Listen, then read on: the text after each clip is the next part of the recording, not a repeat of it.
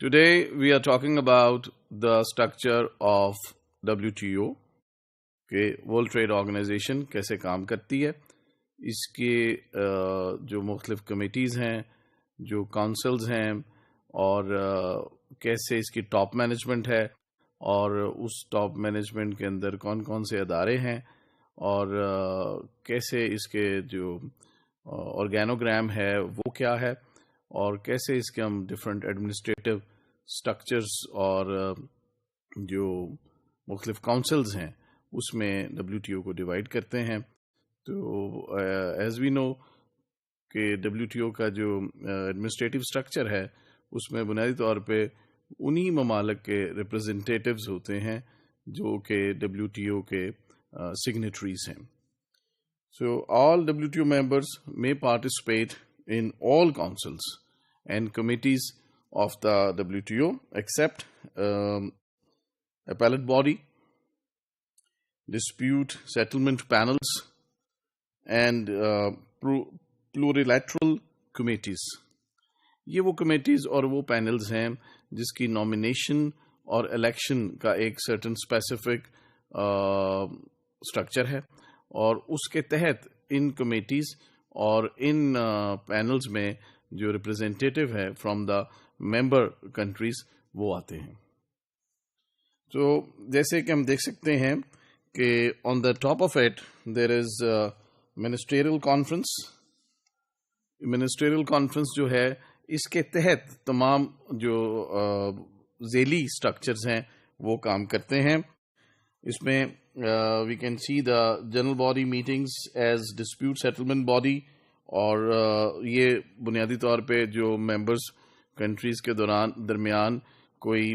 Disputes ہیں، کوئی issues ہیں جس کا تعلق ٹریڈ سے ہے، جو کہ اسموتھ فلو آف ٹریڈ کے اندر یا WTO کے جو ڈفرینٹ ریگولیشنز ہیں اس کو کسی حوالے سے ڈسپیوٹ کرتے ہیں، اس کے مطابق نہیں ہے، تو پھر جب ممبر کمیٹی کی طرف سے وہ ڈسپیوٹ اٹھایا جاتا ہے تو وہ پھر اس ڈسپیوٹ سیٹلمنٹ باڈی میں آتا ہے۔ اس کے تحت there are certain appellate body dispute settlement panels which were formed through this body, اور پھر اس پینل میں وہ اسپیسیفک ڈسپیوٹ جو ہے وہ ڈسکس ہوتا ہے۔ اسی طرح اب یہ دیکھتے ہیں کہ there is also general body meeting as trade policy review body, جو کہ جو ٹریڈ پالیسی ہے WTO کی اس کو ریویو کرتی ہے کہ اس میں کوئی مزید تبدیلی لانے کی ضرورت ہے، کچھ مزید ڈائمینشنز ہیں جو کہ ایڈ کرنے کی ضرورت ہے۔ تو یہ جنرل باڈیز ہوتی ہیں مختلف اوقات میں، اور اس کو جو ٹریڈ پالیسی ہے اس کو ریویو کرتی ہیں۔ اس سارے یہ ٹاپ سٹرکچر ہے۔ اس ٹاپ سٹرکچر کے نیچے دیر از جنرل کونسل، اور جنرل کونسل جو ہے اس کے آگے ہم دیکھ رہے ہیں آرگینوگرام میں کہ پھر 4 مختلف ادارے ہمیں نظر آ رہے ہیں۔ ایک ڈویژن جو ہے وہ ہے ڈفرینٹ کمیٹیز کے نام سے۔ اب یہ کمیٹیز جو ہیں یہ ٹریڈ اور انوائرمنٹ کے حوالے سے ہو سکتی ہیں، یہ کمیٹیز جو ہیں ٹریڈ اور ڈیولپمنٹ کے حوالے سے ہو سکتی ہیں، ریجنل ٹریڈ ایگریمنٹس کے حوالے سے ہو سکتی ہیں، balance of payment restrictions, budget, finance and administration. اس کے علاوہ دیر could be other working groups and working parties to facilitate WTO functioning۔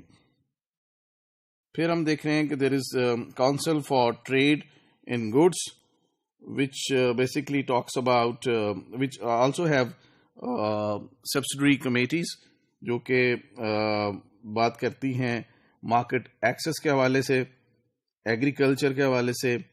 Sanitary and phytosanitary measures کے حوالے سے، technical barriers to trade, subsidies and countervailing measures, anti dumping measures, customs valuation, rule regarding country of origins and import licensing, trade related investment measures and various safeguards. So اس حوالے سے مختلف committees جو ہیں وہ کام کرتی ہیں۔ پھر there could also be the Council for Trade Related Aspects of Intellectual Property Rights